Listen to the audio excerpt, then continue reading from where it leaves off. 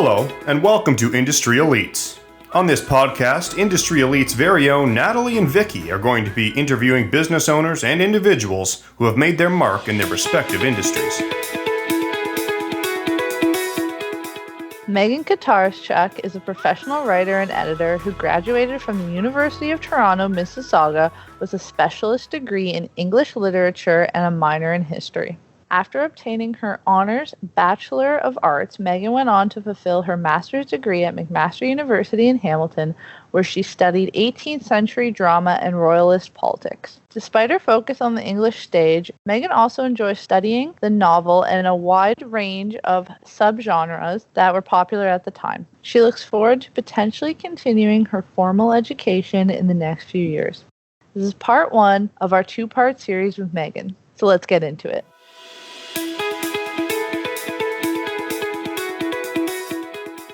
Welcome to this week's episode of Industry Elites with Vicki and I. We actually have a special guest here, our friend Megan, and we wanted to switch directions up a bit and really take a deep dive into education. And we wanted to try and help students make a choice in regards to what subjects to explore when it comes to going towards that post-secondary education. So Megan, major in English, thanks for coming on with us today. Thank you so much for having me. Any opportunity to discuss literature is time well spent. I love it. I love it. So, just to start us off, just go through, why did you pick English to study? What drew you to that avenue? English has always been a primary source of creativity for me and a way to fuel my ideas. I think like any other form of artistic expression, literature can be a means to really challenge traditional modes of thinking and encourage us to think outside of the social constructs that so often influence us and our decisions. I know I, like many others, think of literature as one of the best forms of storytelling and a way for us to share our stories, but also recognize and appreciate a wide range of narratives from various perspectives and various cultures as well. The interesting thing about literature is that it's highly personal, but it's also a very communal experience. There are so many layers to continuously unfold. And I think the motivation behind my career choice has always been the central role literature plays in so many cultures and how it's interwoven into the fabric of so many belief systems. I know for me, literature and the study of English has always provided me with a high level of comfortability, and writing has always been a way for me to formulate my thoughts in a coherent manner, whether that be for purely creative intentions or to share my opinion publicly on a subject matter. Literature has always been sort of a crutch for me to lean on. So it only made sense that I somehow incorporated great writing and literature into my education and eventually my career choices. I think ultimately literature can mean something different to everyone, no matter who you are. So it sounds like you're super, super passionate about English literature. What is something that draws individuals to study certain areas of literature? Remember those course books where it kind of breaks down all your options for English? Or is there one kind of overarching program people can take? The route you decide to take in your post-secondary education really depends on both your goals and your personal interests. I know for me, when I was studying my master's, I was fascinated by 18th century politics and drama and how the stage was used as a political vehicle for royalist parties in England, which of course is really specific, but there are so many different areas to explore in your studies. I think when most people think of literature, specifically English literature, they think primarily of the texts that they read in high school, which can be really limiting. I'm sure you can both think of several texts that you may have been less than thrilled to study in high school. And I know for me, my post-secondary experiences opened up my eyes to so many other less recognized forms of literature and authors that I didn't even know existed. Yeah, you're definitely right about that. I remember a lot of books in high school we had to read. I feel like they were like the high-level Shakespeare, Midsummer Night's Dream, King Lear, Hamlet, Romeo and Juliet, and the one with the ghost. No, that was Hamlet. There's just so many. And I feel like Macbeth, yeah, that was it. there you go. Macbeth. I was literally thinking of like sitting in class when like we're watching the movie and I'm like, thank God there's a movie for this, because if you're just reading the text, or if like what's it called? Spark notes that just like go into detail and give you like the translated version of the piece. If it wasn't for things like that, I don't even know if I would have survived English. And I thought initially I liked English, but then that stuff I'm like, no chance. I can't do it. I couldn't do the old English text. Like I remember we read the original Frankenstein and I loved that. We read another book. It was called Obasan and it was this Japanese Canadian internment book, also very good. But then whenever we got to anything remotely below the 1800s, I was like, I can't. I'm out. Sorry, guys.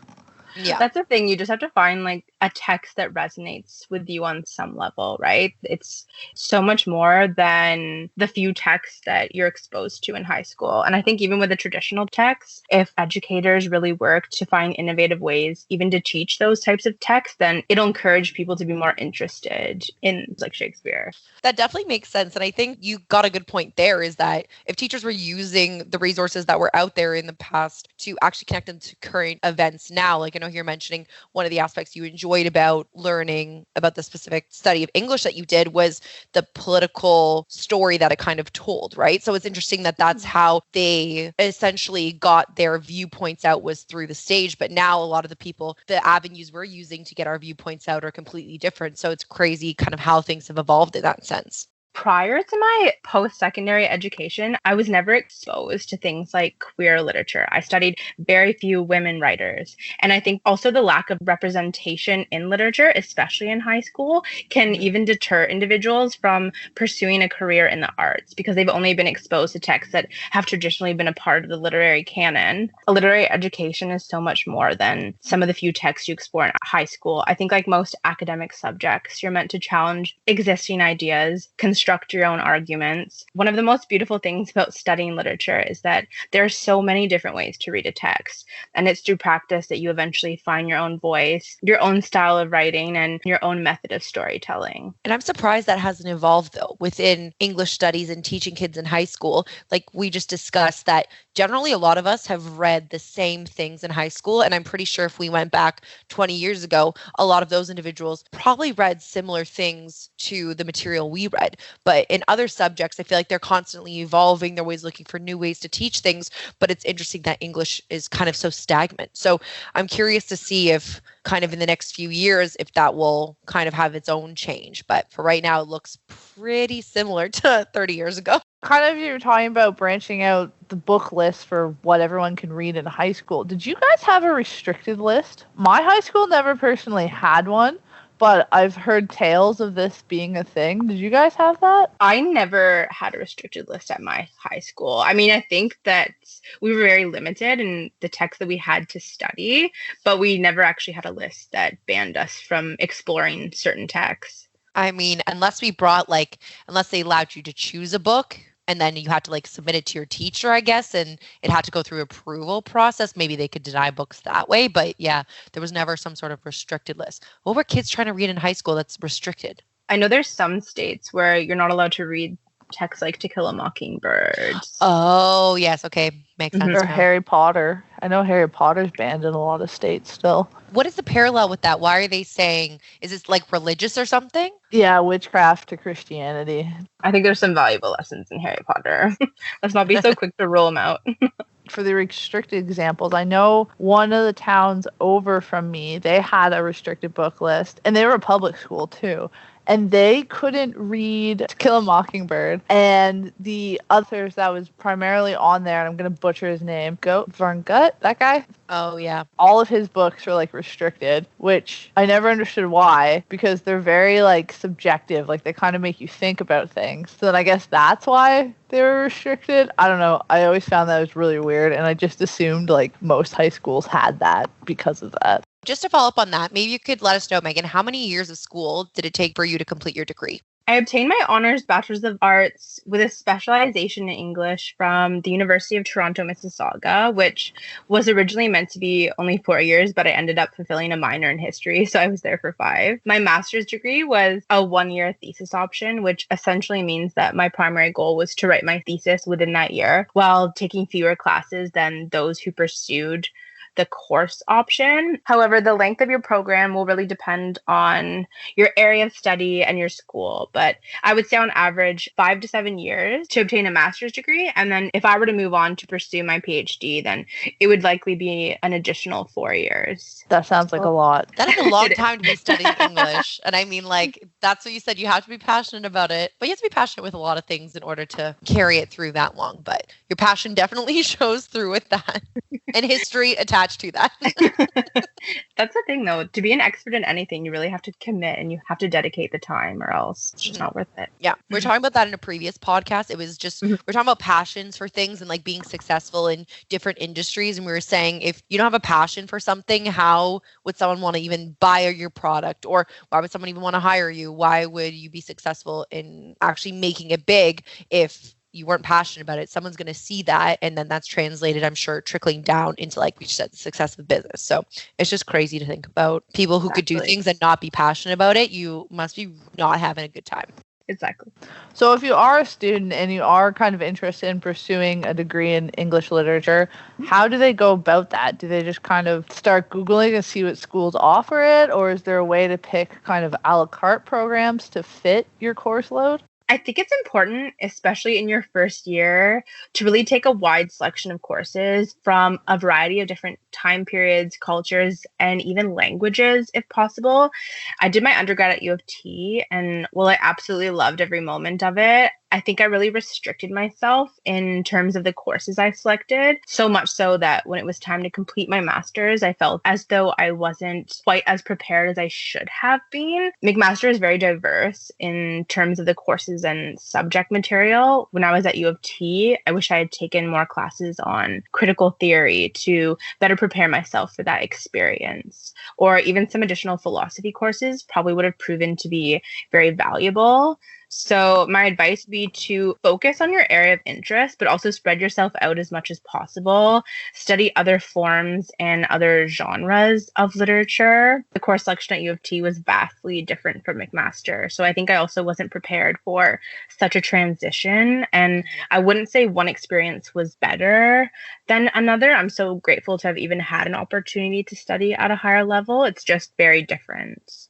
I don't know if either of you have had similar experiences with your education. I mean, I only did go to McMaster, so that was just the 4 years there. So I didn't really have, I guess you get to see that when you're transferring schools or like taking your master's, like you said, at Mac. So you're able to see the difference in education. But I'm sure there is, like, everyone has their own different teaching styles, even between like courses. It could be the same course, but someone could teach it completely differently. So I'm sure that kind of transfers over from like school to school basis. So did you know anybody that studied English prior to you that kind of gave you that example? Or were you just like, okay, I have no idea, I'm just going to kind of figure it out as I go? I kind of just experienced it for myself. I think most of my peers in my undergrad were in different subject areas, and I didn't really have anyone who had fulfilled this career path before me that could provide me with any real guidance. So U of T is very much canonized and they study a lot of traditional work. So when I made the switch to McMaster, I was sort of unprepared for the courses offered there. It was just vastly different from my experience at U of T. And not to say, like I said, not to say one experience was better than another. They were just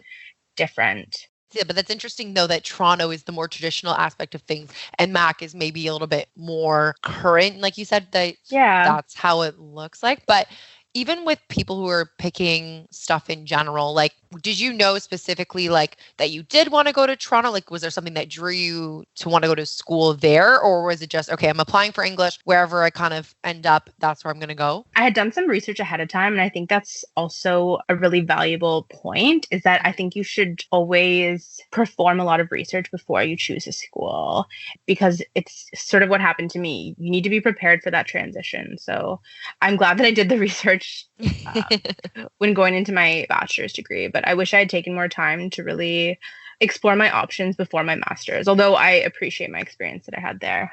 Just a follow-up to that now is, what made you want to decide to study it further and take your master's? Like, was there somewhere you saw that you wanted to end up potentially in your career that you needed a master's for, or you just felt like you didn't get enough within those 5 years that you needed to kind of dive a little bit more into it? Like, what drew you in that line? It is a really significant commitment to decide to take another leap and continue on your post-secondary studies. I know I personally just enjoyed my time so much in my undergrad. I consider myself a lifelong learner. I wish I could go back to school and take 10 more courses. That's just me. You are one of the few. Yeah. No, that's good though. I think you just have to be really passionate about what you love. And I'm passionate about literature in all forms. So I wanted to continue to pursue that. And whether or not I'll go and obtain my PhD one day is in question, but we'll see. Well, you're already one step there. So one more step, you could have that PhD. You never know. Yeah. So is literature a good supplemental degree for individuals studying other subjects, or what are some of the programs that are combined to offer with other degrees? I think the majority of individuals, when you mention that your focus area is literature, they think of your degree as very restrictive. And I definitely fell into that trap prior to university. I took a lot of science courses in my late high school years because I was convinced an art degree wouldn't get me to where I thought I needed to be, or other individuals had led me to believe so. Now, my opinion has obviously changed, but for some individuals who are still unsure of their career path, or maybe they're interested in multiple areas of study, there are programs where you can actually combine two subjects. For instance, McMaster University has an art and science program, which offers an interdisciplinary education in both fields and helps bridge the divide between the arts and the sciences and even different modes of thinking.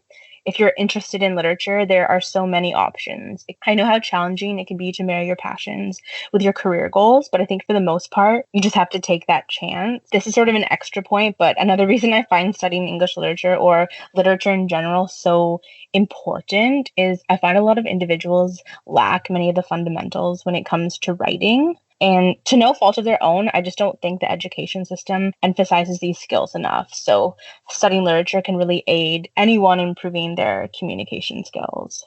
So no, that's definitely a really good outlook in terms of why English is so important and how even the incorporation with different subject matters can prove to be a benefit, and especially people going into the workforce, how much English is actually needed. And I think all of us see it every day in our work lives, like how much English and writing and actually having proper language skills is important. I think kids now, they're going to have a lot more trouble with that when it comes to texting and social media. Everything is like short forms or slang words that I don't even know if there was an autocorrect, how horrible someone's email would be. I could only imagine. Exactly. Even in my master's program, there were individuals who had already established themselves professionally, but simply wanted to improve their skill set and challenge themselves to think on a deeper level. And I think that studying literature, even if you're going into med school, even if you're obtaining a psychology degree, if you want to pursue a degree that really combines both those areas, then I think that's extremely valuable because we use English and we use literature in almost every avenue of our lives. So playing into the job aspect of things and how you said a lot of people even were established in their careers, but still chose to kind of go back and spread their learning even more. But is there a lot of jobs available with a degree in literature? Those who have graduated with an English degree or a degree in literature have a lot to bring the professional landscape. It really just comes down to performing extensive research, figuring out what you're interested in, and looking for potential job opportunities following graduation. I know most people's first thought is if you study English literature, you have to be an English teacher or a professor. But if you aren't necessarily interested in teaching, then there is a diverse range of professional opportunities. With an English degree, yes, you can sit down and analyze a text. You also excel at verbal reasoning and critical thinking, and those skills are so widely needed in today's job market. I guess with the English literature major that you can kind of morph that to modern day things, kind of website writing, blog writing, stuff like that. How did your job hunt go with that? So it's like I was saying, I think most people, when they think of obtaining a degree in English literature, they automatically assume that the only job opportunity that you can pursue is a teaching job, which I think is really limiting to have that mindset. Of course, I'm connected to so many individuals who pursued a degree in literature, but didn't necessarily go into the educational field. Some individuals I know actually went on to, and is actually a job that's sort of growing in popularity, is a medical writer. Oh, wow. Yeah, so individuals who write excerpts for medical school textbooks. I guess my advice would be to form connections with people who you know have gone through this before you and can offer you some advice. I personally didn't have anyone to really guide me, so I had to rely on my own research and my own knowledge, but I think it's really valuable to sort of network with people who are in the field and who may even help you open the door to different job opportunities. That's exactly it. I think a lot of people, when they're going in different avenues, they don't necessarily have a specific guideline or individual to reach out to ask these kinds of questions. Part of having these conversations is that you're able to give that insight on your experience, and hopefully that it's going to help someone else who potentially is looking into this type of avenue, that, hey, maybe you help save them from a few steps. So I know we kind of touched on some of the challenges that you've had to maybe encounter just along the way, but there's anything specific that you had to overcome? I mean, specifically during school, I would have to say discovering my own voice and coming to terms with my own writing style. I actually remember one of my professors, first year of university, telling me that I sounded really angry all the time. And Really? I didn't realize that I was actually coming across that way in my writing. So I think especially when we're first starting out, we have difficulty recognizing areas where we can improve. So we need that guidance. Luckily, I was fortunate enough to form a lot of professional relationships with several of my professors who helped me grow as a writer so much. I don't know where I'd be without them. So in science, it's not as essential to form these connections with educators, but in English, it's an important part of, say, for instance, applying to grad school and the grad school process. You need to sort of establish a connection with them so that they can write you a letter of recommendation. And is that required, or that just... It's required, yeah. It's a requirement to get into grad school, yeah. I think that's like that with most like grad education, like after university. Like I think most people do require that. So it shows you that even then you need networking within your own learning experience. So just kind of pivoting back to the educational side of this, do you think it's really valuable to keep literature in the educational curriculum, just kind of with kids are really leaving English and talking all the text forms lately and all those weird slangs and autocorrect? I know if I grew up now, I would be even more useless at English, to be completely honest. Literature definitely exposes individuals of any age to new modes of thinking. It sharpens their ability to not only read and write, but analyze and persuade. It's also more than vocabulary and sentence structure. Certain texts have the power to make audience question their knowledge and broaden their perspective on so many relevant issues. I don't think there is any better way to teach individuals to look beyond their own viewpoints than through literature. Literature is accessible to everyone, and even fictionalized accounts of experiences have a way of resonating with the reader. It's all about the human experience. I know earlier we spoke about certain texts we didn't necessarily enjoy studying in high school, but on the flip side, I'm sure even if you weren't an English major or English wasn't your favorite subject, there are certain texts that likely resonated with you on some level. And it doesn't have to be a novel. Maybe it was a poem, a short story, a song. But I'm willing to bet you can think back to at least one instance where your teacher or your professor made you think twice about something that you had read.